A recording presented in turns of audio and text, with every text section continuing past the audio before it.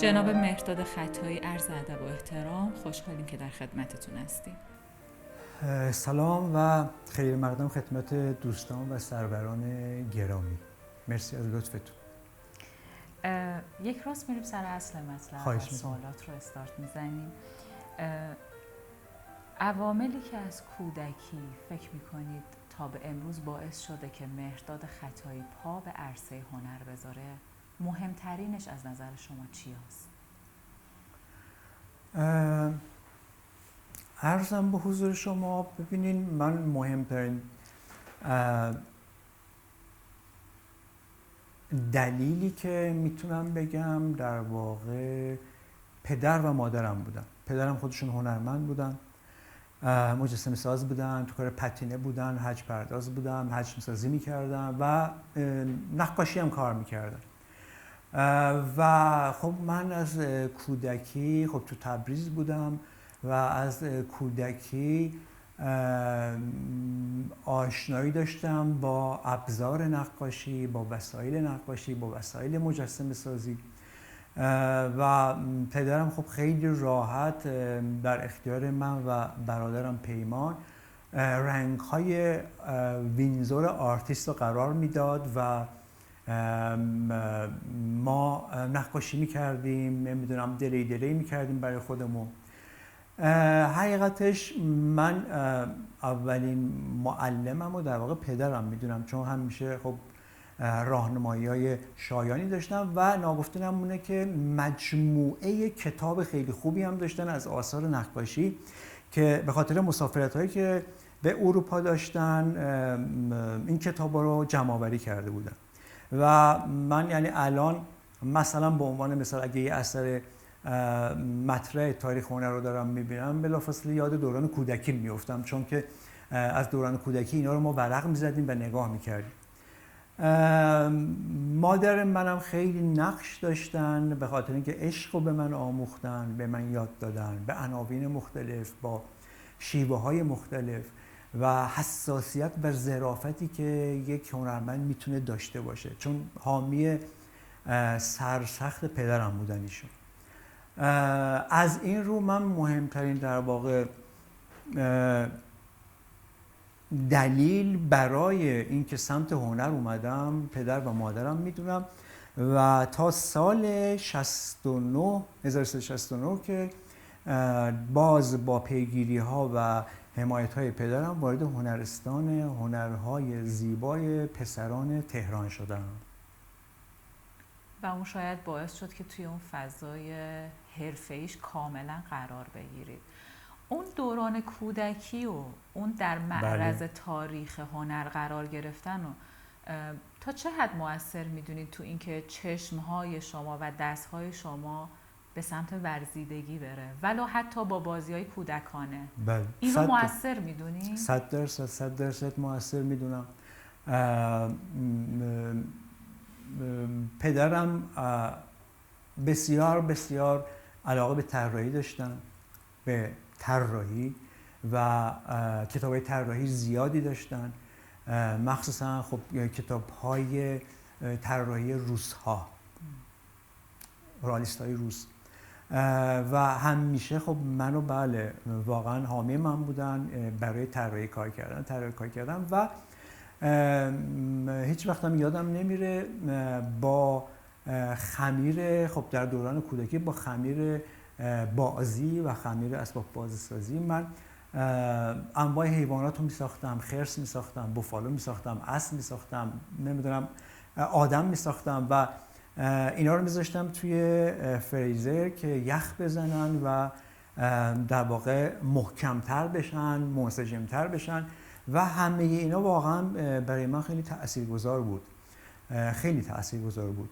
یعنی میتونم بگم اگه پدر مادرم در تو این خانواده اگه بزرگ نمیشدم شاید دنبال آرت نمیومدم. خیلی نقش داشتن. خیلی توی مسیر هنریتون هنرمندی هم بوده که به جد روی شما تاثیر بذاره، حالا از اساتیدتون یا در تاریخ هنر؟ در چه مقطعی؟ من سوال بپرسم. زمانی که وارد هنرستان شدید، زمانی سال که 69. بله.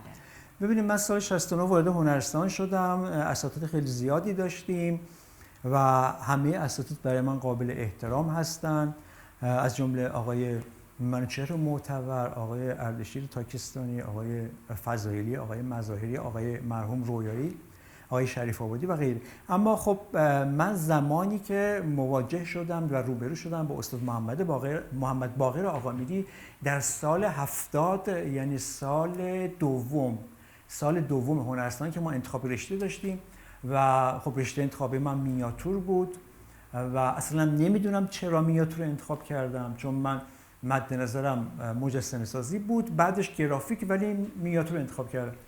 استاد محمد باقر آقامیری من واقعا مدیون ایشون هستم، جدیتشون، اخلاقشون، کارشون و اینکه خب کارشون حرفه‌ای هستن، هیچ شکی هم درش نداریم.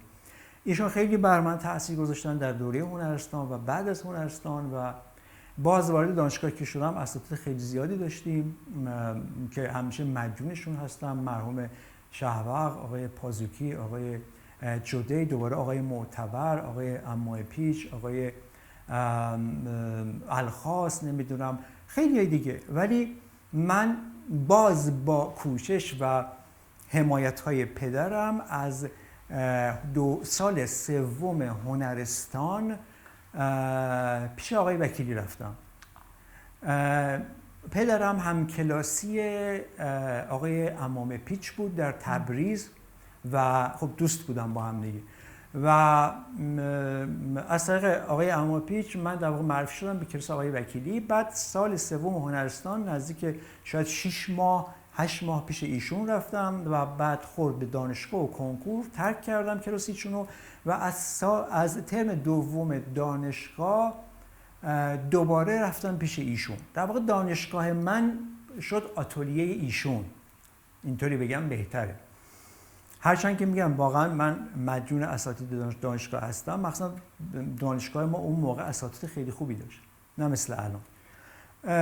ولی خب میدونید اون که خاک آتلیه آدم بخوره، صبح تا شب باشه، شب تا صبح باشه، کار کنه و همه تو آتلیه آقای وکیلی این اتفاق افتاد و واقعا مدیون ایشون هستم. باز تاکید میکنم جدیت ایشون، حرفه‌ای بودن ایشون و اهمیت هایی که به من دادن و مسیر کاری منو خب عوض کردن، از این حیث که من از سال 70 و فکر کنم 9 به بعد دیگه مینیاتور کار نکردم، بنا به خب راهنمایی که آقای وکیلی میکردن و توضیحاتی که میدادن دیگه مینیاتور و نگارگری ایرانی رو گذاشتم کنار. ولی تجربیات نگارگری همیشه داشتم و توی چاپام، توی نقاشیام، تو طراحیام، مخصوصا تو طراحی در واقع استفاده از عنصر بصری خط هم میشه این تکیه رو بر نگارگری داشتم. من مدیون این دو استاد هستم بیشتر، یعنی بعد از پدر و مادرم مدیون این دو استاد هستم. ولی خب تو تاریخ هنر آرتیست‌های خیلی زیادی هستن که من ازشون خیلی تاثیر گرفتم. ال گریکو هست، فرانس بیکن هست، پیکاسو هست.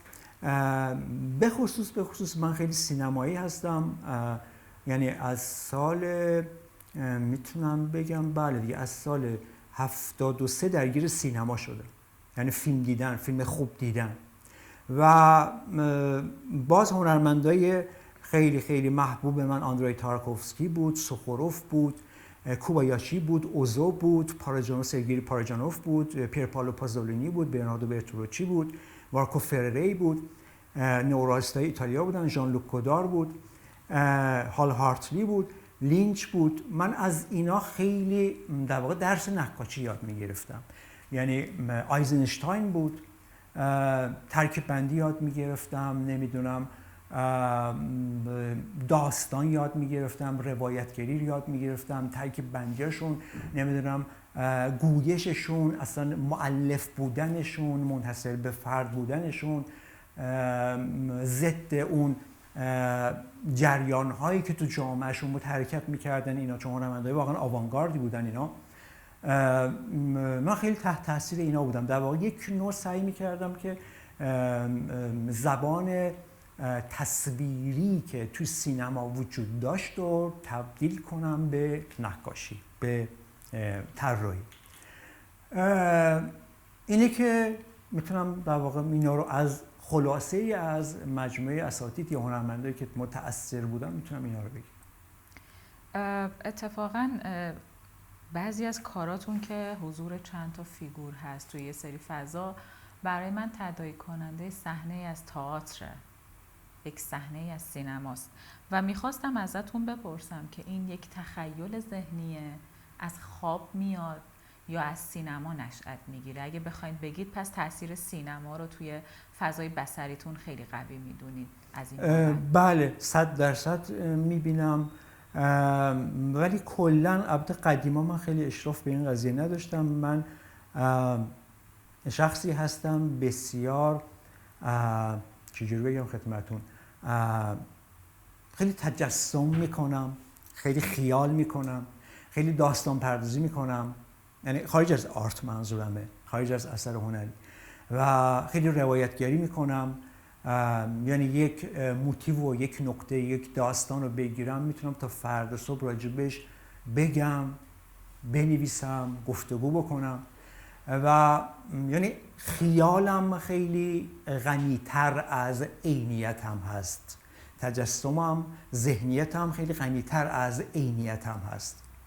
و توی صحبت‌هایی که اخیراً با روانکاوم داشتم در واقع پی به این قضیه که بردم که نه واقعا این خیلی غنیه توی من، خیلی یعنی خیلی وجود داره و خیلی سرشار از راهروهای مختلف ذهن من که خب خیلی تأثیر میذاره بر خلق تصویر، خلق نقاشی و خروجی‌های آثار. خروجی‌های آثار بله. و خب ترکیب بندی ها متنوع میشه و بله. مسلماً دلیل اینکه گاهی توی مجموعه هاتون تفاوت کاملا احساس میشه همین گسترش تخیل در ذهن شماست. بله. بعضی اوقات آدم توی مسیر هنری دچار گمگشتگی میشه، انگار فضای شخصی خودش رو پیدا نکرده. بله. شما این احساس رو تجربه کردین؟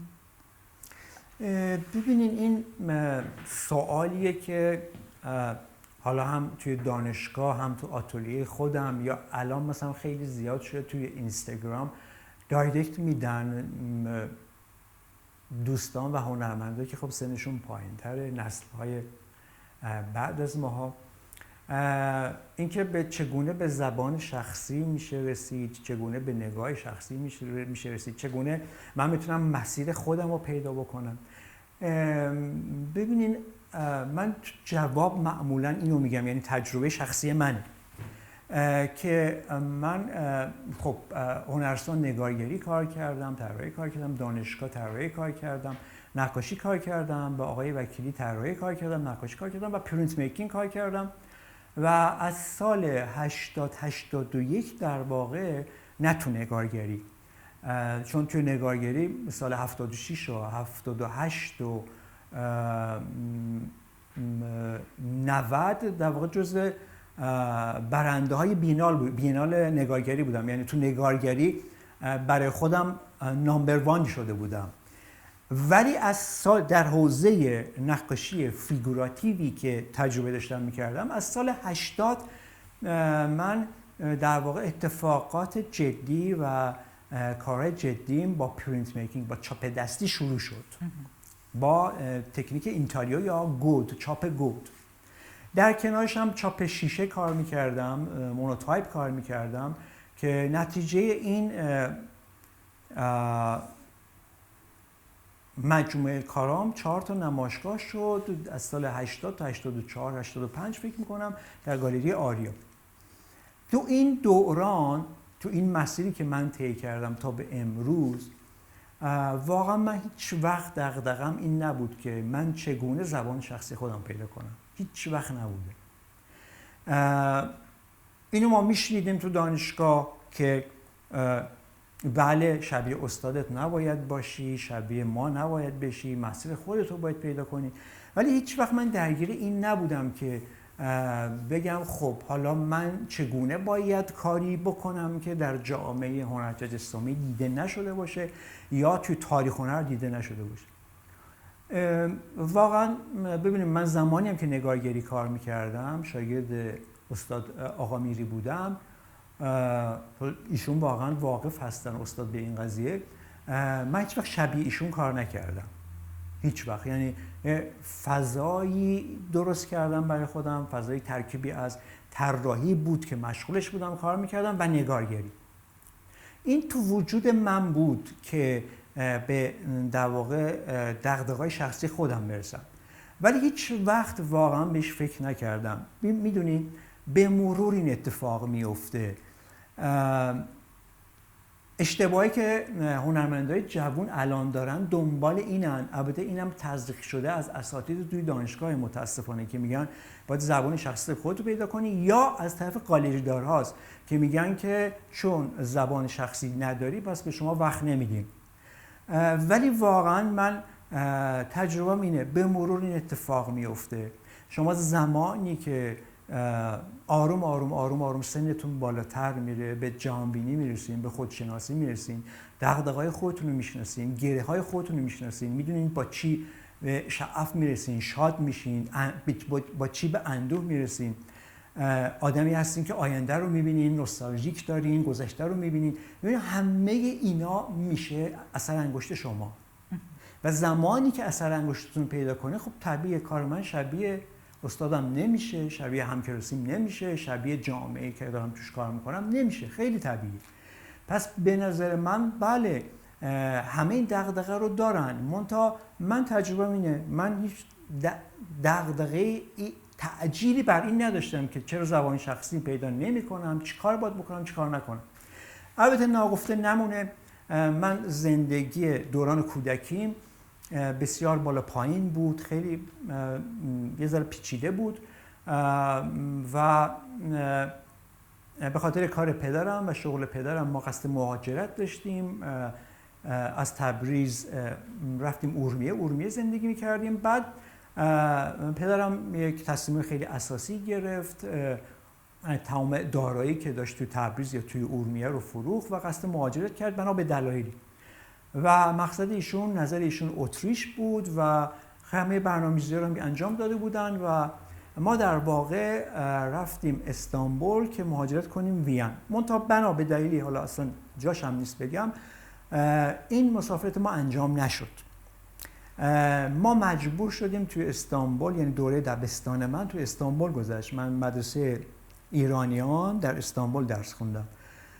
مجبور شدیم اونجا بمونیم. بعد باز از اونجا خب سعی کردن که بریم آلمان بریم و به هر حال نشد. من دوباره از استانبول رفتیم نزدیک 1 سال بخارست، بعد از اونجا دوباره استانبول، از استانبول دوباره تبریز، از تبریز دوباره تهران. هر کدوم اینا در واقع دوره‌ای بوده، 1 ساله، 2 ساله، 4 ساله، 7 ساله. یه عدم اطمینانی نسبت به شهر خودم، کشور خودم داشتم، از بچگی شکل گرفته بود و اینو من نمیدونستم. در کارام زمانی که شروع کردم به چاپ کار کردن، آروم آروم کنتراستا ایجاد شد، فضای اکسپرسیو، به هم ریخته شدن هویت‌های یک فرد، به هم ریخته شدن مکان‌های مشخص، فضاهای مشخص. ولی من هیچ کدوم اینا رو واقعا اشراف نداشتم که از کجا داره ناشی میشه، میتونه دوران کودکی من باشه، نمیتونه. و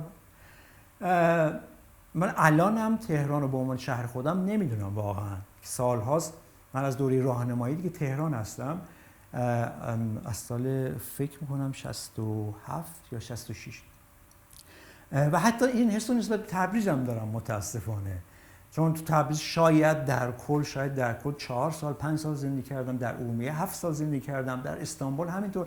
نسبت به همشون یه حس نوستالژیک دارم، ولی فضایی که یا شهری که یا فضایی که من احساس کنم اینجا مال منه، هیچ وقت نتونستم اینو برای خودم تعریف بکنم. خلاصه این توی آثارم میخوام بگم که هویت یا اثر انگشت یک فرد چگونه شکل میگیره. سالها پیش من پیش روانکاوی میرفتم، بعد راجع به زندگی من پرسید، بعد گفتم اینجوری از این شهر به اون شهر، از این کشور به اون کشور. بعد برگشت یه چیزی به من گفت که من کل قضیه برام باز شد، انگار کلید معما رو به من دادن. بعد گفتن که آها پس آقای خطایی شما برای خودتون یه مارکوپولویی بودین. بعد من گفتم گرفتم. بعد دیگه حالا ادامه ندادم اون دوران روانکاوی. منتهای مراتب اومدم شروع کردم به آنالیز و جوجمان کارام. چرا کنتراست دارم، چرا به فضای رنگی علاقه زیادی ندارم، چرا گوشه‌گیر هستم، چرا اجتماعی نیستم، چرا خیلی دیر به یکی نفر اعتماد میکنم، چون دقیقا دلیلش همون چیزی بود که تو استانبول اتفاق افتاد و ما نتونستیم مهاجرت بکنیم و همه اینا دیدم ناخودآگاه تو کار من بوده، منتها من بهش اشراف نداشتم که بشینم راجبش صحبت کنم یا استیتمنت بنویسم یا که الان مثلا الان در حال حاضر مصاحبه بکنم. بعد شروع کردم به تایپ کردن و جوجمان کردن کارام. بعد دیدم بله واقعا همه داستانهای اینه که هر چه اتفاقی تو آثار من میفته دقیقا از دوران کودکی شکل گرفته و واقعیت هم تو روانکاوی همینه و شد در واقع چی مجزا شدن من از همکلاسیام یا تو دانشگاه یا از استادم و در واقع زبان شخصی خودم پیدا کردم. میدونی اصلا زوری براش نزدم، یعنی خود به خود آدم باید ویژگی‌های شخصی خودش رو پیدا بکنه. فقط تیزهوشی میخواد یا باهوش بودن که آدم اون رو بتونه آنالیز کنه، باز کنه، تشریح کنه برای خودش و ارتباط بده به کار خودش. در واقع شما یک گذر زمان و کار کردنی و لازم این ماجرا میدونید به اضافه یه پختگی درونی. بله دقیقاً درسته. بیشترین چیزی که از درون شما به آثارتون تراوش میکنه از احساسات مثل غم، ترس، حسرت، گذشته، افکار، دغدغه‌های سیاسی، اجتماعی، هویتی، هر آنچه که فکر میکنید، چه چیزی میتونید بهش اشاره کنید؟ قبل از صحبتمون من یه اشاره کوتاهی کردم مبنی بر این که من مجموعهایی که کار میکنم از همون سال 80 در واقع یک تمی دارم، یک موضوعی دارم، یک محتوایی دارم و این میشه در واقع پروژه اون دوره کاری من. حالا ممکنه 1 سال طول بکشه، ممکنه مثلا مثل چرنوبیل، میدین چرنوبیل یا مجموعه دوم 3 سال 4 سال طول بکشه. که اگه بخوام بگم مثلا به عنوان مثال اتاق‌های شیشه‌ای بود، دوئل بود، نمیدونم میدین چرنوبیل بود، دوم بود، نمیدونم کریب بود و که الان 4 تا مجموعه آماده کردم بعد از آخرین نمایشگاه هم که کریب بود.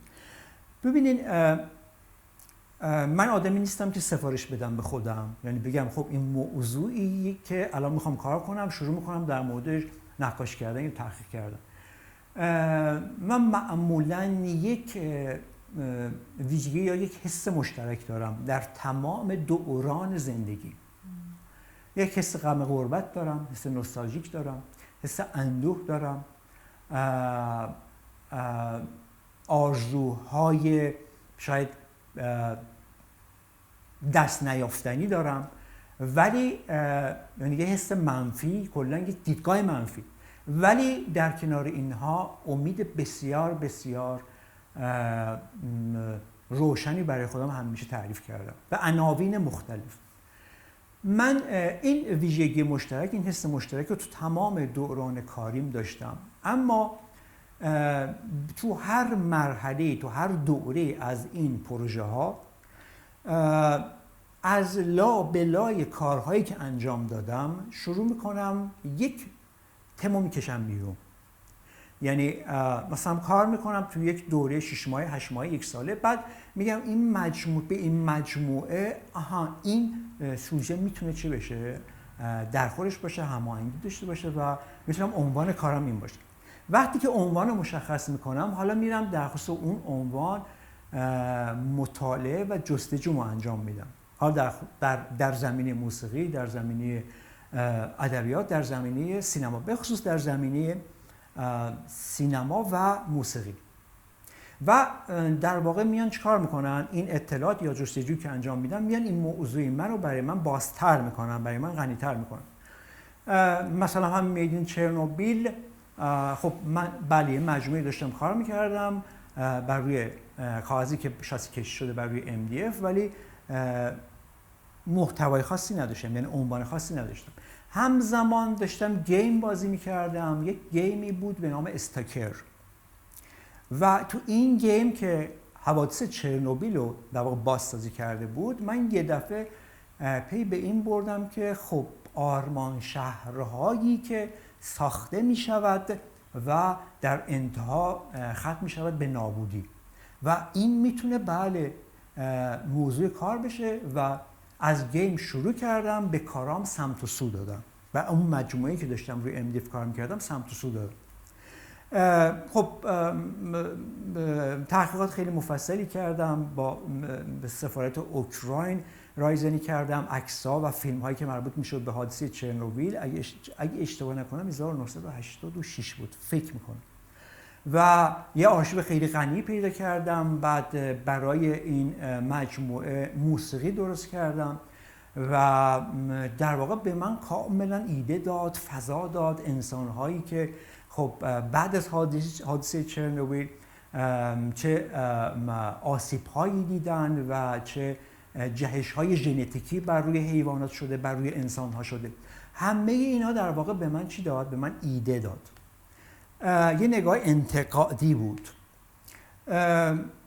شاید در جواب سوال شما من اینطوری بتونم بگم که من یک نگاه واحد دارم، منتها این در واقع به عناوین مختلف، حالا جهانی بشه، شخصی بشه، شهری بشه، در واقع تعاریفش یا عنواناش عوض میشه. ولی معمولاً اوهام، خیالات و انتقادهایی که نسبت به هستی وجود داره معمولاً موضوعات و دغدغه‌های شخصی من هستش. نمیدونم درست پاسخ دادم؟ بله بسیار عالی. علاوه بر این که یک حس همیشگی دارید، بله. ایده هاتون و دغدغه هاتون توی مجموعه ها متفاوت میشه. یعنی یک طرز فکر واحد دارم. بله. یه نگاه واحد. ایدئولوژی شماست، جهانبینی شماست. این نگاه واحد دارم که نگاه واحد حالا به عناوین مختلف، به سوژه های مختلف، با تک‌بندی مختلف جا به جا میشه. فیگورهاتون اغلب یک حالت ایستا و مبهوت دارن و لکه ها و محو شدگی هایی هم توی اونها گاهی دیده میشه. انگار یک تجربه انسانی داره به نمایش در میاره. اینها آگاهانه انتخاب شده یا در روند کارهاتون شکل گرفته؟ توی استارت مجموعه نخیر من هیچ آگاهی نسبت بهش نداشتم، ولی به مرور بهش اشراف پیدا میکنم. مثلا خدمتتون عرض بکنم، در مورد فیگور صحبت کردین، مثلا توی مجموعه دوم یا چرنوبیل یا اتاق‌های شیشه‌ای، یا مثلا این مجموعه که الان دارم کار میکنم تبله، آنچنان جنسیت برای من مهم نیست. یعنی فیگوری که مثلا تو چرنوبیل حالا پورتره ساخت و ساز شده، دقیق جلو برده شده، حجم پردازی شده. تو مجموعه جدیدم نخیر، فقط یک حاله از فیگوره، یک حسی از فیگوره. تو هیچ کدوم شاید مثلا 99%شون جنسیت برام مطرح نیست، جنسیت زن بودن یا مرد بودن. این به خود اتفاق افتاده و آروم آروم بهش اشراف پیدا کردم و خب تو گوشیم نوشتم، تایپ کردم، تفسیرش کردم و دقیقا به این نتیجه میرسم که حتی من نقاش یا منی که طرز فکر دارم، حتی جنسیت یک فیگور رو مجهول نگه میدارم. همونطوری که میگم که هویتش مجهوله، بودن یا نبودنش مجهوله، اینکه در کدوم مکان ایستاده مجهوله، زن یا مرد بودنش هم مجهوله. چون در آفرینش در واقع یک هویتی به نوزاد داده میشه که دختر بچه است یا پسر بچه است. من حتی اینو ازش گرفتم. به خاطر همین فیگورهای من در واقع به قول شما یا نوع مومیایی شدن یا خشک زدن یا متعجب شدن یا در واقع یک نوع بهت بله بهت در اونها دیده میشه.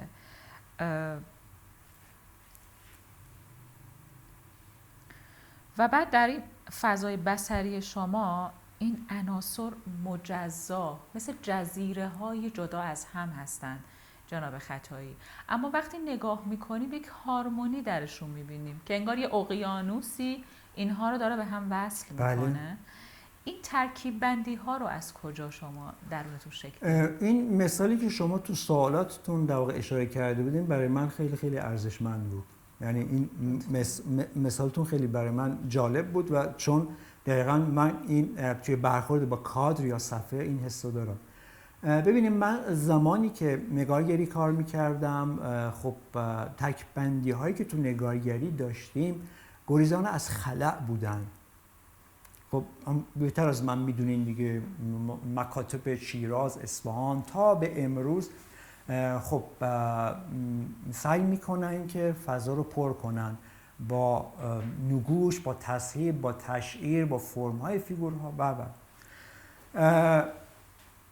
من آروم آروم از موقعی که پرینت میکینگ رو شروع کردم به تجربه کردن و کار کردن، این فضاهای خالی یا فضاهایی که هستن ولی خلأ دارن، این به تو کار من آروم آروم ایجاد شد که به تا امروز هم برای من بسیار ارزشمند و قابل احترام هست. به خاطر همین اون مثال شما کاملا درسته، یعنی جزایری که با هم دیگه فاصله دارن و در انتها با هم ربط پیدا میکنن. این فاصله همون خلاها یا فضاهای منفی هستش که من توی کارام بسیار بهش اهمیت میدم. این فضاهای منفی یا خلاها در واقع همون خلاهایی هستش که من برای فیگورام تعریف میکنم. خلایی که یک فرد یا انسان معاصر یا من نوعی با این گذشته‌ای که داشتم میتونم داشته باشم و اون خلاها با یه اشاره‌های ریزی توی کار من هویت مکانی پیدا میکنن، هویت مکانی و زمانی. یعنی مثلا به عنوان مثال اگه یک سطح خالی رو میذارم با یک اشاره خیلی ریز یه میخ کوچیک بر روی اون سطح میذارم، شما تشخیص میدین که دیواره. در واقع خیلی ساده گویی میکنم تو این که این یه فضایی که میتونه دیوار باشه. در این حال که اون خلأ برای من بسیار بسیار محترم هستش و دقیقا باهاش زیست دارم میکنم، اما بهش معنا و مفهومی هم میدم که یه لیدری باشه برای مخاطب، نه اینکه دقیقاً از نقطه الف تا ب برسونتش، ولی یه اشاره‌ای رو فضا داشته باشم. اما در خصوص ارتباط دادن این عناصر یا فرم ها، من به واسطه خاکستری ها، به واسطه بافت ها، به واسطه دسن ها، خطوط، به واسطه محتوا، موضوعی که تو یک جا ناقص ولش میکنم و میرم ادامه داستان رو یه جای دیگه ادامه میدم و توصیف میکنم و مخاطب تو ذهن خودش باید اینا رو بیاد اتصال بده. در واقع اتصال تو محتوا نیز انجام میشه. در واقع به یه نحوی بله این اجزا در واقع در انتها با هم متصل میشن. جایی هست توی کارتون که برای دل خودتون نگه دارید و هیچ توضیحی هم راجع بهش ندید؟ شبیه یک راز یا نشانه خیلی بله خیلی. تحت شرایطی دوست ندارم توضیح بدم. بله. و فکر کنم بازی قشنگی باشه. بله بله. جذاب باشه. جناب خطایی، داوری کار سختیه؟ بله. که حس میکنید شاید در سرنوشت انسان ولو کوچک تاثیر داشته باشید، چه حسی به شما میده؟ حالا داوری توی اوایل برای من بیشتر بازتاب منفی داشت، از این حیث که بعد از داوری خب با انبوهی از فحاشی‌ها روبرو می‌شدم در اینستا، در فیسبوک، در واتساپ، از جانب دوستانی که خب کارشون رد شده بود و این برای من خیلی ناگوار بود و اذیت کننده بود و همیشه هم خب پاسخی که داشتم این بود که من فقط یک رأی داشتم از 4 رأی، از 5 رأی یا از 3 رأی. ولی به مرور با این قضیه کنار اومدم، عادت کردم و در واقع خب حق اون شخص یا اون هنرجوی اون هنرمند میدونم و میبینم که یک نوع اعتراضش رو در واقع به داورها ارسال بکنه و حتی اگه تو قالب توهین باشه. اما از یه زاویه دیگه که نگاه میکنم تجربه بسیار بسیار مفیدیه. خب کارهای بیشماری دیده میشه و اما مهمترین حسنش و تجربهش برای من اینه. حالا مثلا توی این قضیه بسیار بسیار برای من ملموس بود توی داوری چاپ دستی ارمنستان، اینکه به یک اثری من چگونه نگاه میکنم و داورهای دیگه چگونه نگاه میکنن و اینو تو اون حین هی آنالیز میکنم که زاویه دید من اشتباهه، درسته، یا این آرتیست، این داور اشتباهه، آیا نزدیک به هم نگاه داریم میکنیم و اگه اختلافی هست من این کار رو رأی میدم و قبول میکنم و داور دیگه رد میکنه، این دلایل رو برای خودم هی آنالیز میکنم و از توی این آنالیز کردن ها، بالا پایین کردن ها، من بسیار بسیار کار یاد میگیرم. این جنبش بسیار برای من ارزشمند شده و خیلی گرامی. یعنی مثلا همین داوری که تو ارمنستان بود، خب 3 تا از داورا همه پیشکسوت‌تر از من بودن و سنشون بالا بود، از کشورهای سوئیس، آلمان و لهستان و من بسیار بسیار آموختم از اینا، بسیار آموختم از نگاه کردنشون، از نظر دادنشون، از هم فکریشون، دیالوگشون. اینه که این نگاه منفی الان ندارم، بسیار بسیار برای من محترم و مثبت. یعنی به مرور سعی کردین نگاهتون رو گسترش بدین و از زاویه دید داورای دیگه هم به قضیه نگاه کنید؟ نه خیر. یعنی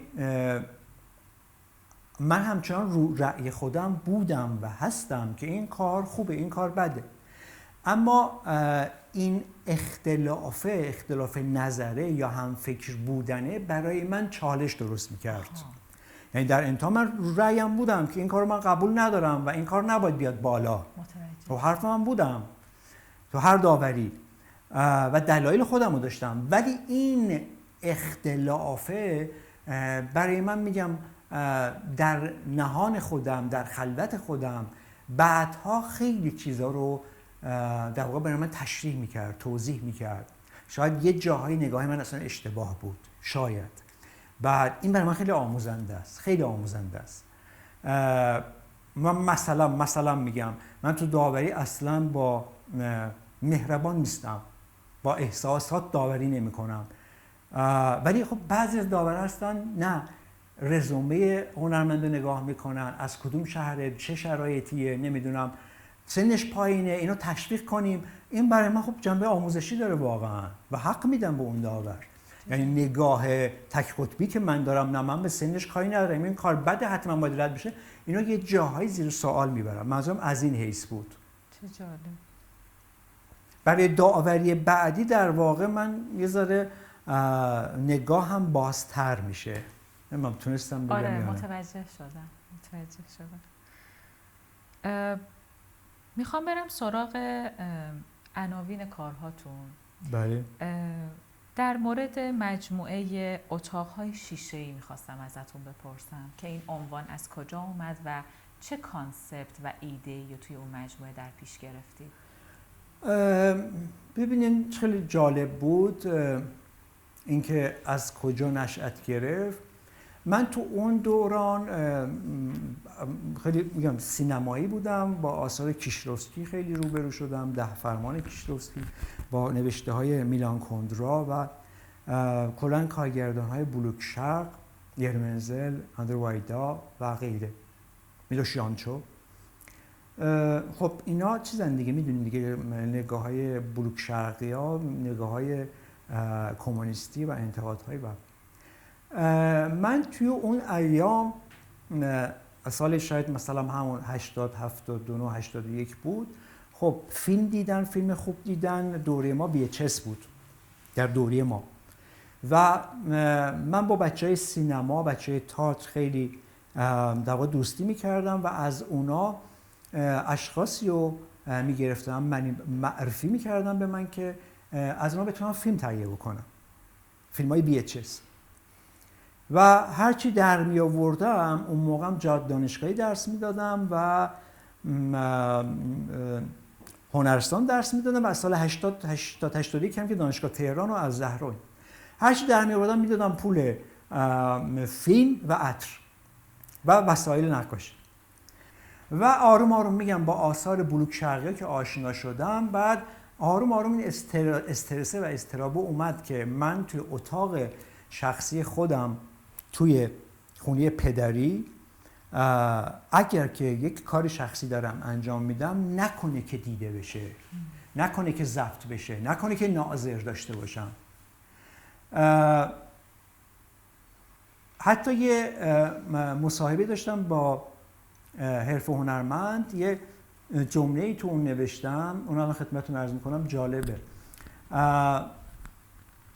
نوشتم که من زمانی که شب‌ها سرمو میذارم رو کاناپه لعنتیم و میخوابم، نگران اینم که فردا صبح در میدان صادقیه وقتی که میرم به سمت دانشگاه یا محل کار، در باجه‌های روزنامه فروشی، در تیتر روزنامه‌ها افکار شخصی خودم که دیشب رو کاناپه داشتم بهش فکر میکردم و ببینم و بخونم، تو تیتر روزنامه بخونم.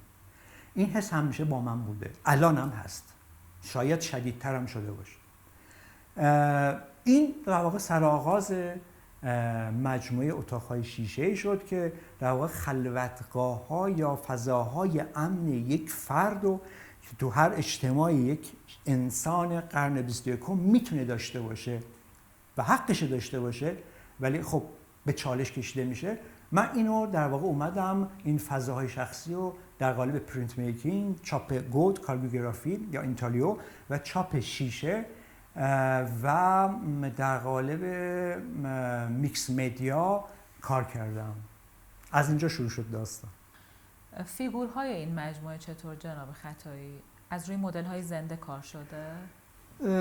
عرضم به حضور شما، ببینید من تو هیچ کدوم از مجموعه هام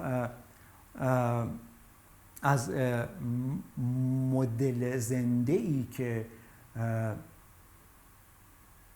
در طول هفته باهاش سر کار دارم و کار میکنم، هفته یه روز من طراحی عینی دارم، یعنی از رو مدل میشینم طراحی میکنم، همون چیزی که هر نقاشی باید انجام بده، از عینیت تا هر مقطعی باشه، تو هر رده‌ای باشه، از عینیت باید باز یاد بگیره، به ذهنیتش اضافه بکنه. اینو من هفته یه روز انجام میدم، ولی مجموعه های من هیچ کدوم در واقع طراحی یا نقاشی از عینیت، از مدل زنده نبوده. در واقع خیال خودم بوده و بازآفرینی که از اون فیگور داشتم. من به خاطر اینکه نگارگری کار میکردم و خب به خاطر تمرین هایی که داشتیم، خب سوژه هایی که داشتیم، موضوعات ادبی که داشتیم و مجبور بودیم که برای اون موضوعات ادبی اتود بزنیم، در واقع اتودهای تجسم اتود هم خوبه. به خاطر همین از اون دوره، از دوره هنرستان، رو این قضیه در واقع این قضیه خیلی تقویت شده و روز به روز پخته تر شده. به خاطر همین من از عینیت که طراحی میکنم تو ذهن خودم میسپارم، بر موقع کار کردن از ذهنیتم کمک میگیرم. هیچ کدومش در واقع از عینیت نیست. اما همون که خدمتون گفتم هر پروژه برای خودش داستانی داره، هر موضوعی برای خودش داستانی داره. در اتاق‌های شیشه یه پژوهشی انجام دادم تو اون مقطع که شاید نزدیک 1 سال طول کشید. میرفتم بهشت زهرا یا در واقع آرامگاه‌های شهرهای مختلف و روی در واقع فضای اونا مطالعه می‌کردم. اما در بهشت زهرا خب اون موقع فضا آزاد بود، فضای قصالخونه یا مرده‌شورخونه آزاد بود و من میرفتم ساعتها وای میستادم و این شستشوی اجساد رو نگاه میکردم. اون دوره که من میرفتم در واقع شیشه‌ای بین مخاطب و اون وانهای شستشو نبود، بعدها شیشه گذاشتن، اضافه کردن که من این پروژه‌ام همچنان ادامه داشت. من در واقع یک فرد رو که فوت کرده در این قالب می‌دیدم که ناظرهای حالا آشنا، اقوام آن مرحوم یا بقیه افراد نظاره‌گر اون مرحوم بودن، نظاره‌گر در واقع کالبد آن مرحوم بودن. خود این نظاره‌گر بودنه مخصوصا از زمانی که خب یه شیشه داشتیم در واقع مطالعه شد یا یه حس عمیق‌تری شد برای درک این که اتاق شیشه یعنی چی، یا نگاه کردن به کالبد یعنی چی، نگاه کردن به فضای شخصی یک فرد که حتی بعد از فوتش دارن شستشوش میدن و اون مراسم خاص خودش یعنی چی. من خودم نیز یک نظاره‌گر بودم تو اون وسط، یعنی جای من نیز عوض میشد با اون چیزی که احساس میکردم تو اتاق شخصی خودم نظاره‌گر هستم. این جا به جای خودش برای من خیلی فضا داد، ایده داد و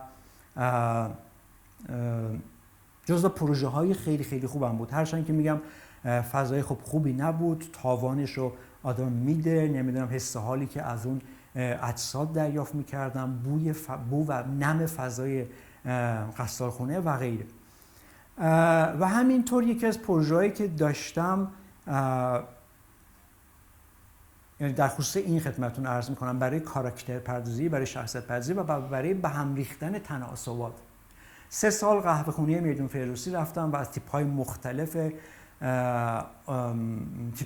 که در قهوه‌خونه می اومدم و قلیون میکشیدم طراحی کردم 3 سال و برای من بسیار مفید بود چون دگرگونی، تعویض کاراکترها، پوزها.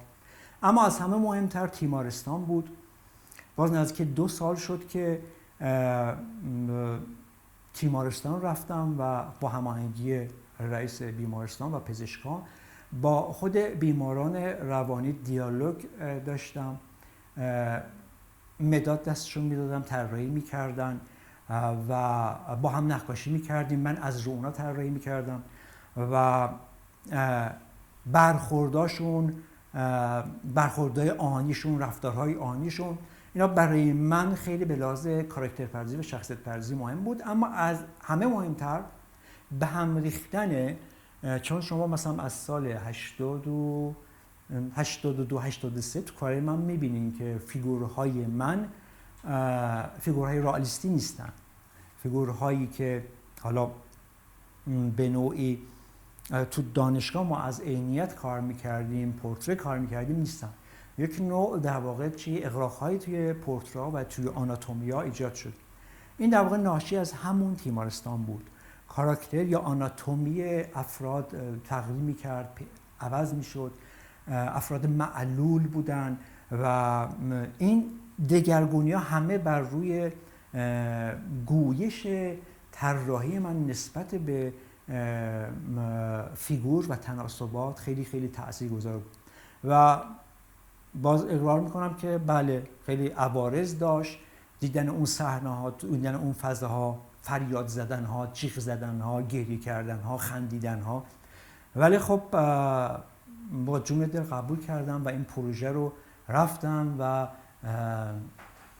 پختش کردم و ازش نتیجه گرفتم.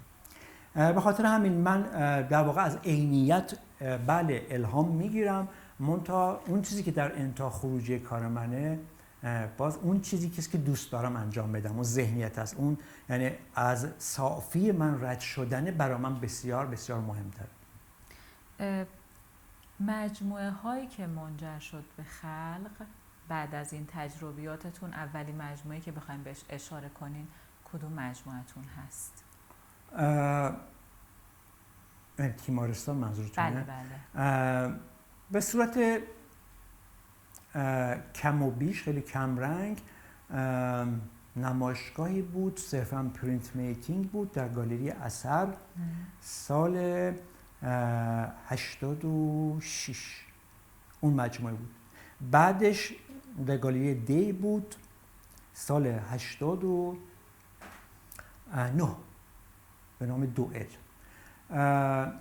توی اونا آروم آروم بله اون فضا رسوب کرد و نشست روش. بله داشت خودشو نشون میداد تا مجموعه بعدی که چرنوبیل بود که توی اونا دیگه به هم ریختگی و پورترهایی که مشکل پوستی، مشکل نمیدونم شخصیتی، مشکل تناسباتی دارن و همه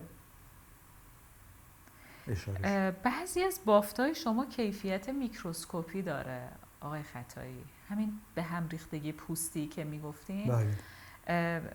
من یاد فضاهای زیر میکروسکوپ و رنگگذاری بله. روی بافت ها میافتادم توی محیط‌های آزمایشگاهی که میان روی سلول ها رنگگذاری میکنن.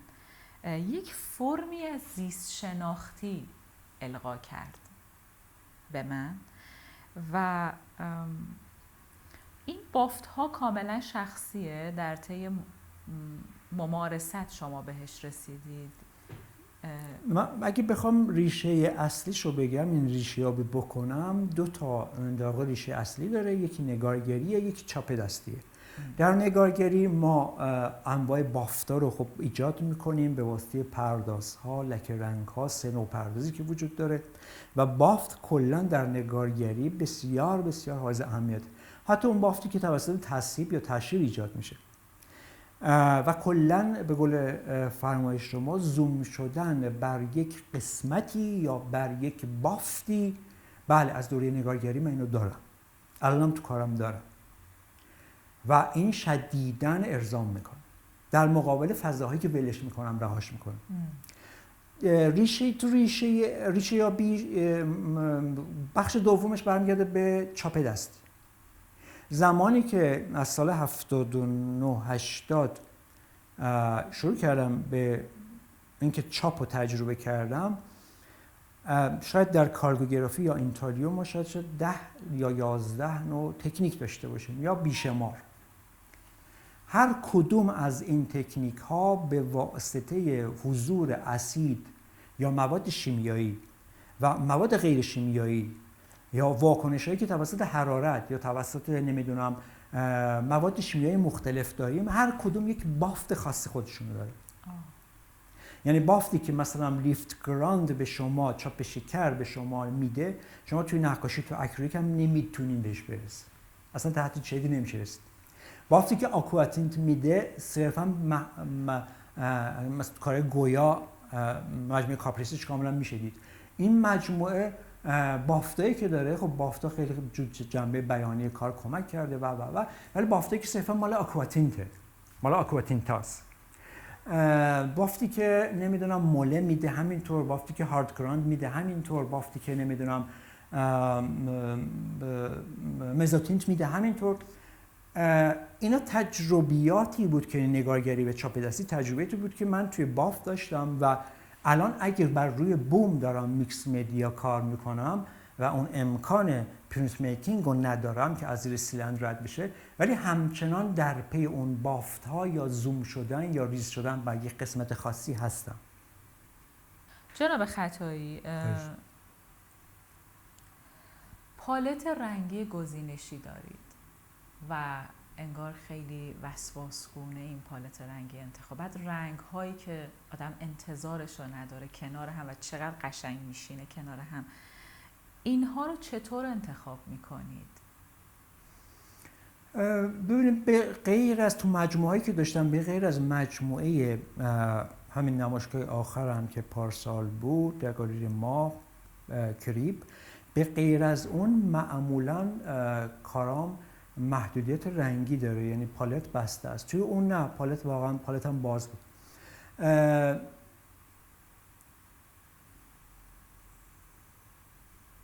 من معمولاً حالا هم تو پرینت میکینگ هم توی حالا میکس مدیایی که کار میکنم صرفا خودمو محدود یا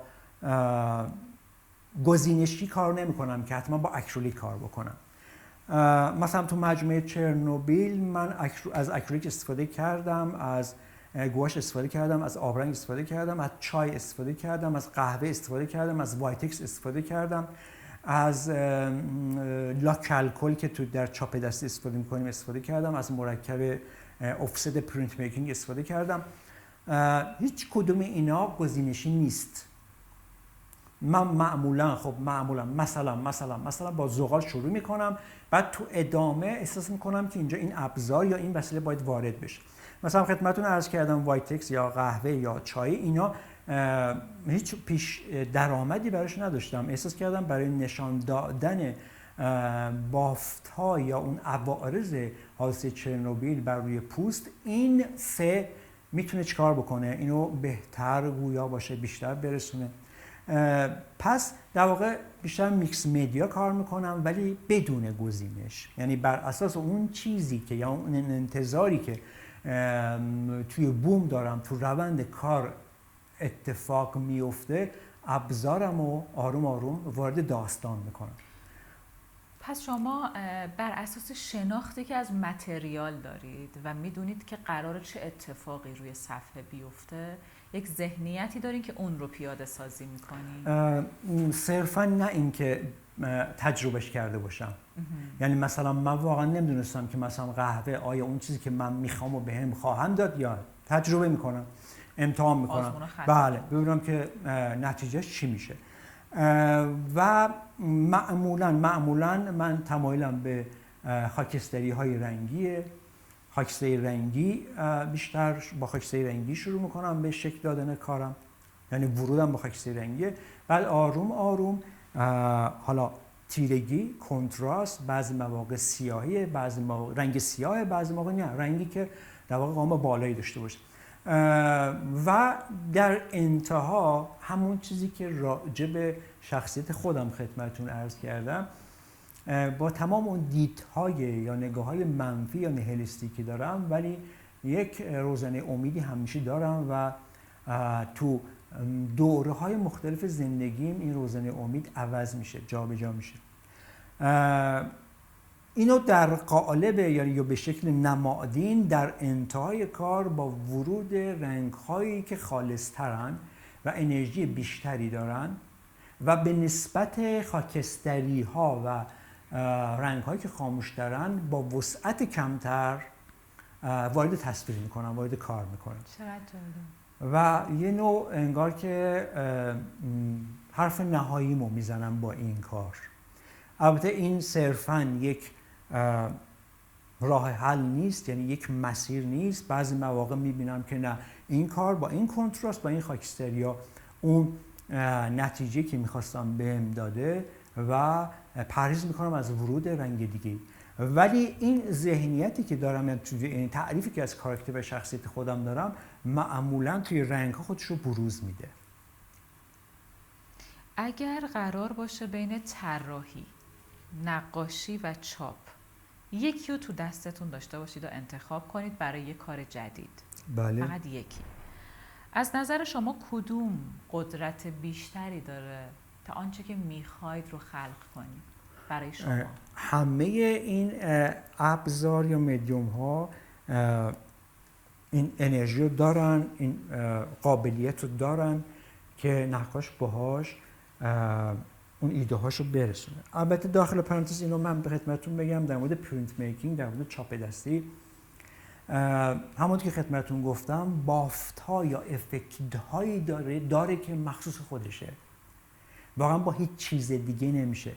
من تو بعضی از مجموعه هم چرا واقعا سعی کردم اون تجربیات پرینت میکینگ رو بیام یک نوع توسط ابزار دیگه، مثلا زغال، محو کن، نمیدونم، پودر رنگ، بازسازی کنم مثلا بافت مزوتین تو بیام با زغال بازسازی کنم، بافت لیف گراند رو بیام با قهوه با چای بازسازی بکنم. این بازسازی برای من خیلی خوب بود چون تسلط رو چاپ داشتم، می‌خواستم ببینم که با سایر ابزار میتونم این بازی رو انجام بدم یا نه. پرانتز بسته، پس این رو خدمتتون عرض بکنم، پرینت میکینگ یک قابلیت هایی داره که سایر ابزار به ما این امکان رو نمیده. اما من مثلا الان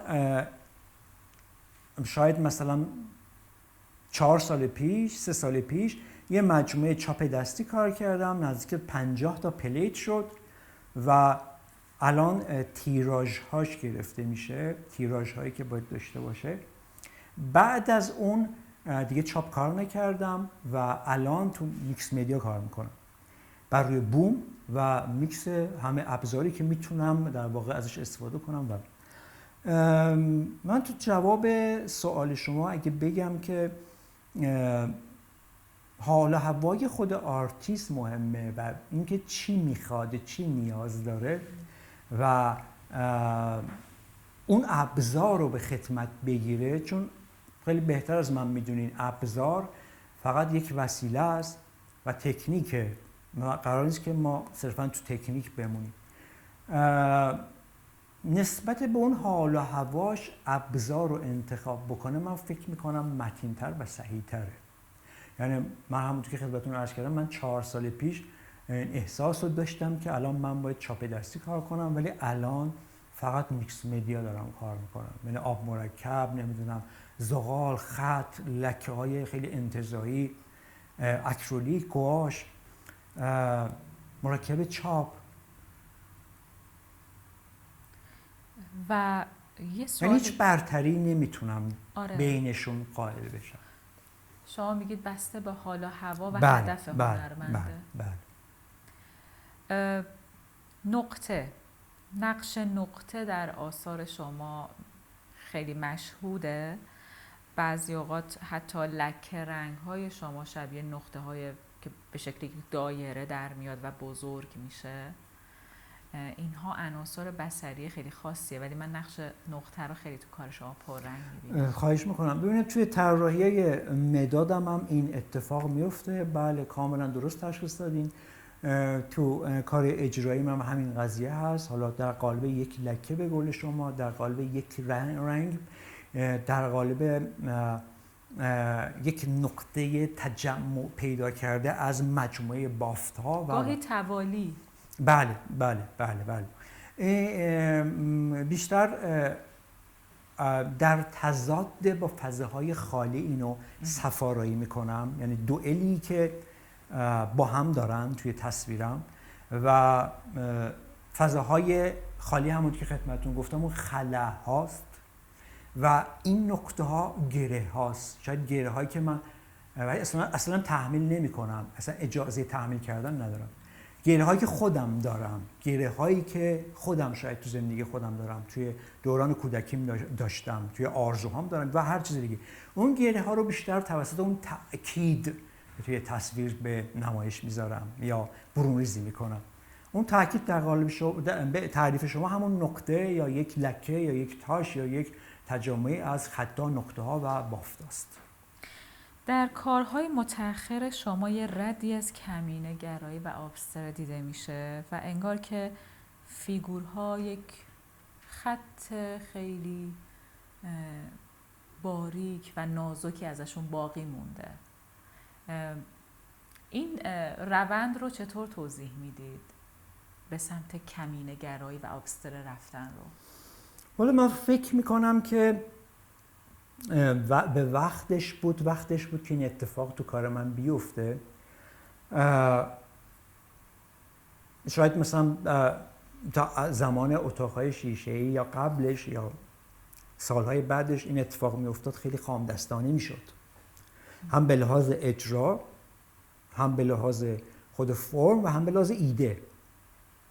ولی من احساس میکنم که الان واقعا وقتش بود و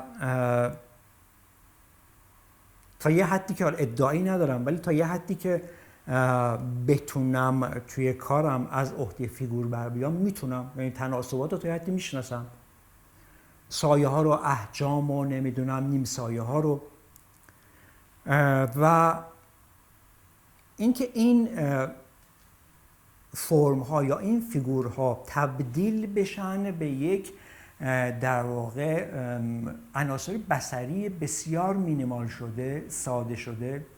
حالا بعضی از دوستان میگن که، بعضی از آرتیست‌ها میگن که کارت خیلی ساده شده، کارت خیلی انتزاعی داره میشه و حالا هر تعریفی که داره. ولی این دغدغه توی ذهن من بود که آیا میشه فیگوری رو دوباره خلق کرد، مثل الگریکو، مثل بیکن، میشه مثل پیکاسو، میشه فیگوری رو خلق کرد که من نوعی، مخاطبم، مردم جامعه‌ام هیچ شناختی یا هیچ آگاهی از اون فرم نداشته باشن. یعنی فرمی باشه نو، یک نوع زایش، یک نوع زایشی که من طراح باید انجام بدم. چون اگه من قرار باشه همون کار یا برخورد میکلانج با فیگور رو داشته باشم، فکر نمی کنم کار جدیدی کرده باشم. باید یه نگاه نوعی داشته باشم. یه نمایشگاهی بود به صورت اتفاقی، نمایشگاه پرینت میکینگ، و خب طراحی به صورت اتفاقی توی استانبول من بهش برخوردم. کار پیکاسو بود، نمایشگاه پیکاسو بود و این کار رو ظاهرا امانت آورده بودن تو مرکز فرهنگی آتاتورک توی تقسیم. از اون نمایشگاه که من اومدم بیرون، خب خیلی تاثیرگذار بود، خیلی. حتی یه فیلم هایی بود از پیکاسو که گذاشته بودن، برای من خیلی جالب بود، چون همیشه به این دغدغه من جدیداً خیلی 4-5 سال خیلی بیشتر که توی طراحی عادات ذهنی رو طراح باید دور بزنه، مسیری که بهش عادت داره باید دور بزنه، از یه مسیر وارد بشه که تا حالا تجربهشو نداشته، اون چارچوبی که میدونه که کارشو جمع خواهد کرد سمت اون نره. و توی این فیلم های پیکاسو من دیدم که مثلا یه فیگوری داشت کار میکرد، من گفتم من به عنوان کسی که این همه طراحی کار کردم، تو خط دومش از استخوان لگن میام پایین. دیدم از اونجا شروع نکرد. خیلی برای من عجیب بود. از یه جایی شروع کرد که اصلا به فکر من نمیرسید و به فکر کمتر طراحی میرسه. و وقتی که از این نمایشگاه اومدم بیرون، صحبتی که داشتم این بود که مثل که هنرمند، مثل در واقع کریستوف کلمبه که یک سرزمینی جدیدی رو کشف میکنه، سرزمینی که ناشناخته است و کسی تا به حال پا درون اون سرزمین نذاشته. پیکاسو این کارو کرد، یعنی پا گذاشت بر سرزمینی که این سرزمین تا به حال تو تاریخ هنر وجود نداشت و نحوه برخورد طراح یا نقاش با فیگور یا پورتری یا با صندلی، هر سوژه دیگه، اگه به نوعی باشه، به گونه‌ای باشه که یک فرم یا یک تناسبات جدیدی رو به تاریخ هنر مطرح بکنه، من فکر میکنم آغازگر یه نگاه نوعی در طراحی هستش. به خاطر همین اینا، همه اینا در واقع شد مجموعه چاشنیایی که منو هدایت کرد به این سمتی که الان شاید این کارهای جدیدم داره. ولی خب خوشبختانه به قول روبرت برسون، کارگردان فرانسوی، دو نوع سادگی است. سادگی که از خامدستی، سادگی که پسش پر از تجربه است، مثل طراحی‌های خطی ژان کوکتو، کارگردان فرانسوی که او در اوج سادگی کار میکنه. حالا اینو خواستم بگم خدمتتون، خوشبختانه اون تجربیات نگارگری، قلمگیری هایی که من تو نگارگری کار میکردم، کپی هایی که از مکتب از رضا عباسی، معین مصور، محمد یوسف انجام میدادم و بعدها تجربیاتی که تو کلاس آقای وکیلی داشتم در مورد طراحی از مدل زنده، همه یا شناختهایی که داشتم، کارهای شب تا صبح، صبح تا شب که با دوستان، با همکاران، با بچه‌ها داشتیم، همه در واقع شد پشتوانه این خطای یا فرمای ساده که الان شما دارین میبینین. بسیار عالی. بله، و کاملا مشخصه که هنرمند و آرتیست در عین اینکه کاملا میدونه باید چطور فیگور رو ساخت و ساز بکنه به تصمیم خودش این کار رو انجام میده. خیلی هم سخت داره که شما با خطای خیلی محدود کاراکتر به اون فیگور بدین، تناسباتی خلق بکنین که تناسبات مضحک نشه، تناسبات کمیک نشه، تناسبات نمیدونم یه رشته دیگه آرت نشه، طراحی باشه، اما تناسبات جدید، تناسبات نو، تناسبات همون دقیقا سرزمینی که میگم کریستوف کلمب پاشو روش گذاشت. جناب خطایی، با بررسی فضای شما به این درک میرسیم که در عین اینکه هنرمند به تناسبات در فیگورها آگاهه، از یک جایی به بعد با تلفیق اونها یک موجودات خیالی و نامأنوسی رو در برابر دیدگان قرار میده و بعد این رفته رفته میاد به یک کمینه‌گرایی و ابستره تو آثارتون در امروز ختم میشه. برای من این حس رو داره که انگار بدن در آثار مهرداد خطایی به مثابه یک سطح تاریخیه، ولو این تاریخ میتونه گستره عمر خودش باشه و زیست خودش باشه. شما میتونید همچین چیزی رو تایید کنید؟ و آیا مورد تایید شما هست این موضوع؟ البته نمیدونم من پرسش شما رو درست متوجه شدم یا خیر، ولی اگه انسان در تصویر من میاد، بله یک زمانی، یعنی لازمه که بگم یک زمانی از روی عادت، هنرستان، دانشگاه، از روی عادت ما در واقع از فیگور طراحی میکردیم و این ذهنیت رو داشتیم که فیگور باید باشه، در حالی که فیگور یه بهانه‌ایه برای مطالعه کردن، برای جستجو کردن، برای مطالعه خط، برای مطالعه حجم، تناسبات، نورها، سایه‌ها، آفتاب. اما به مرور زمانی که خب این ایده ها اومد توی ذهنم و یه تم پیدا کرد کارم و روی اون تم شروع کردم به مانور دادن و جستجو کردن و مطالعه کردن، خب واقعا به این تعریف رسیدم که اگه من فیگور کار میکنم صرفاً یه در واقع میتونم اینو بگم از رو عادتم نیست. فیگور در واقع انسان یک نماده، یک نماینده هست از یک جامعه، از یک هستی، از یک آفرینش. همونطور که تو مجموعه دوم مثلا حکم بود، مفهوم کارام، حکمی که در واقع تخم‌مرغ هایی که من فکر میکنم که من خریدار یا مصرف کننده برای من سورپرایزه که میگیرم بعد باز میکنم که ببینم داخلش چیه. اما در روز مشخص، در ساعت مشخص، در تاریخ مشخص، توسط کارگر مشخص، به تیراژ مشخص، در کارخانه ساخت تخم‌مرغ این تخم‌مرغ ها پر شده. یعنی از قبل مشخصه که داخلش چی هستش.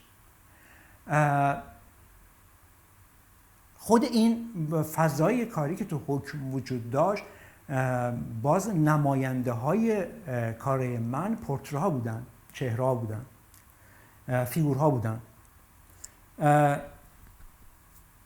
این فیگورها هم میتونم بگم خود من هستم، خود منم، هم در واقع افرادی که خب پیرامون من یا تو شهر من، تو جامعه من، تو دنیا دارن زندگی میکنن. خیلی اومدنشون خیلی نمادینه. یا یه مثال خدمتتون عرض بکنم، من مثل کارگردان تئاتر هستم که روی سن تئاتر این ایفاگر نقشو که مثلا الف ب س و 1 2 3 4 هر چی هستن، اینا رو یکی که میچینم و هیچ وقت هم تمایل نداشتم که خودم رو سن برم و چهره خودم در دوربین یا در کادر نقاشی دیده بشه.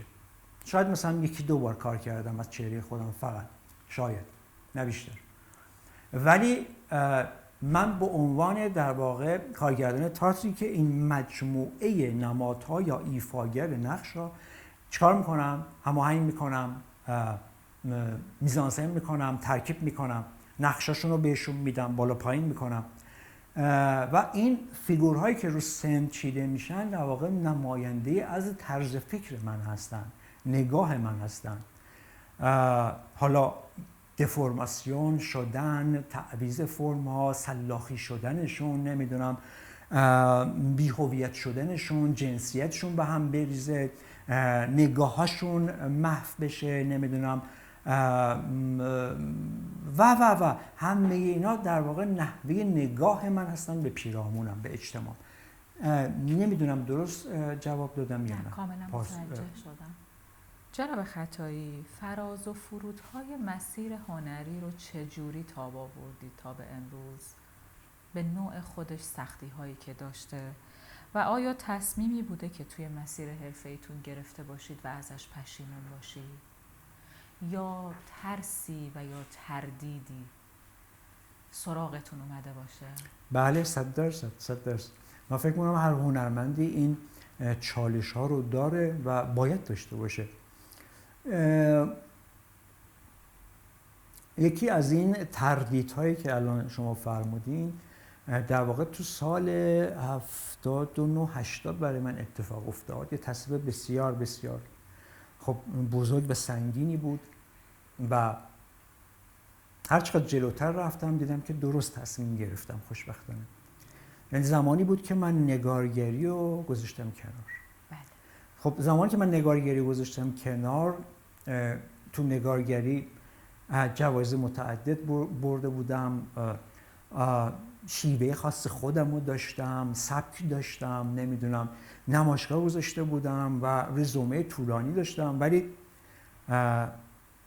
در واقع خب یک ایرادها یا آسیب‌های تو نگارگری، حالا اصلا جای بحثش نیست، دریافت کردم و به خاطر همین نگارگری رو گذاشتم کنار و وارد دنیای معاصر نقاشی شدم به وسیله پرینت میکینگ، چاپ دستی.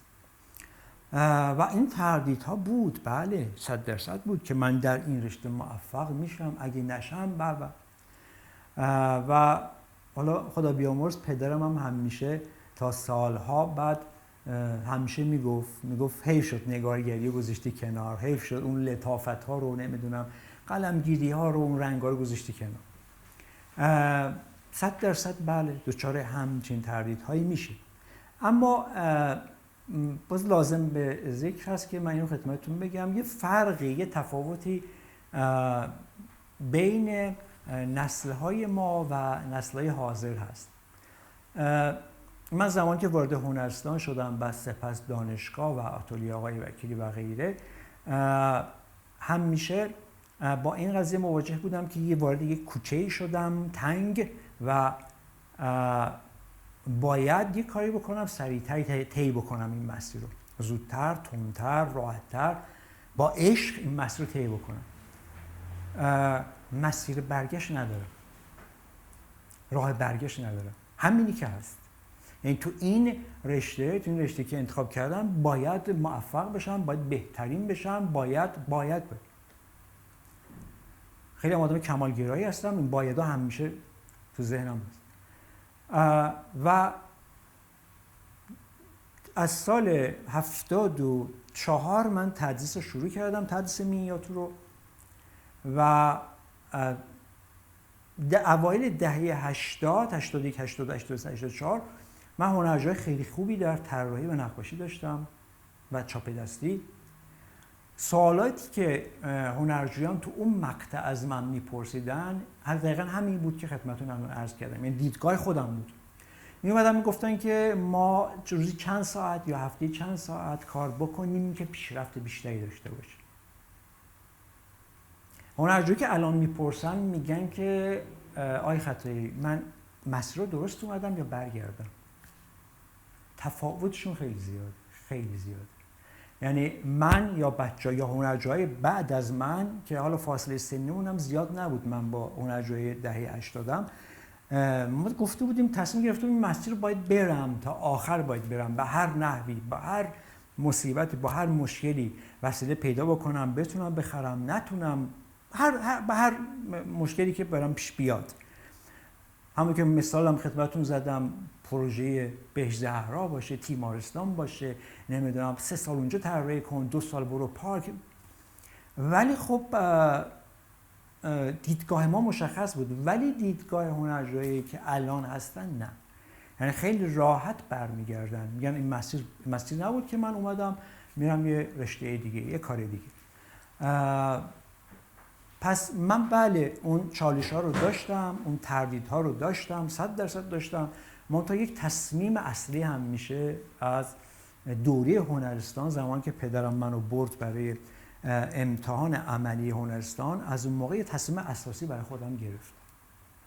شما پس از اون نسل هستید که میگن راه رو میسازیم. بله. حتی اگه پیدا نشه اون رو میسازیم. بله دقیقا. جناب خطایی، به عنوان سخن آخر، بله، هر آنچه که دلتون میخواد ما در خدمتتون هستیم، میشنوید. خواهش میکنم. مرسی از لطف شما، از زحمات تیم بزرگوار شما. من صحبت خاصی ندارم، فقط باز به اون چیزی که همیشه گفتم پیش خودم، در نزد خودم، در خلوت خودم، در کلاس درس، در دانشگاه و تو مصاحبه هام گفتم، من به کار کردن اعتقاد دارم. کار کردن توأم با جستجو کردن، مطالعه کردن، زندگی و شخصیت و کاراکتر و همه نوع، در واقع از هر زاویه که به زندگی هنرمند نگاه کنیم نشأت گرفته از همه ایناست، یعنی زندگیشو میسازه. چیزی که من همیشه باهاش درگیر بودم، تکرار تکرار تکرار تکرار، کار کردن، جستجو کردن، پژوهش کردن و همه این تکرارها در واقع چالش‌هایی بر خود هنرمند ایجاد میکنه. یعنی شاید این حرف هم بیشتر برای نسل‌های بعد باشه.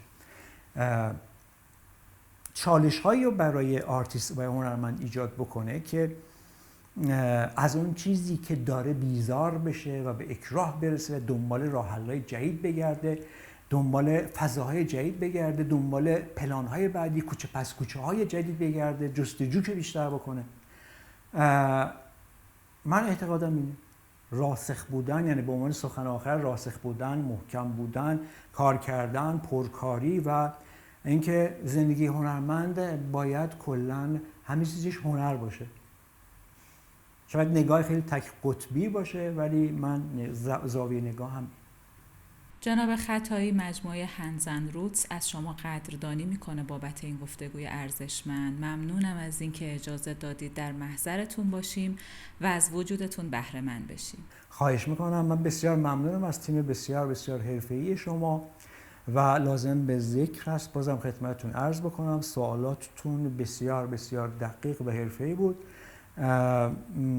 چون خب مشخص بود که تمام دوران کاری منو و آثار منو در واقع به نوعی تحلیل کردیم، باز کردیم برای خودتون تو خلوت خودتون و این بسیار برای من ارزشمند بود.